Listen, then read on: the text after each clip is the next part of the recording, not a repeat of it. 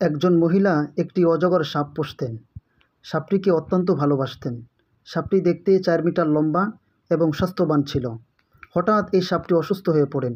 মহিলাটি অত্যন্ত পেরেশানির মধ্যে পড়ে যান যে সাপটি এখন কি করব। এরপরে মহিলাটি এক ডক্টরের কাছে গেলেন। ডক্টরের সাথে পরামর্শ করলেন। ডক্টরকে বললেন, আমার এই সাপ কয়েকদিন ধরে খাওয়া দাওয়া করছে না। এরপরে ডক্টর জিজ্ঞাসা করল, আপনার এই সাপ আপনার সাথেই ঘুমায়? মহিলাটি বলল, হ্যাঁ। এরপরে জিজ্ঞাসা করলেন, এই সাপ কি আস্তে আস্তে আপনার কাছে ঘেঁষে? মহিলাটি বললেন, হ্যাঁ। এরপরে জিজ্ঞাসা করলেন, আচ্ছা এই সাপটা কি রাতের বেলা আপনাকে মুড়িয়ে ধরে? মহিলাটি বললেন, জি, আমাকে মুড়িয়ে ধরে।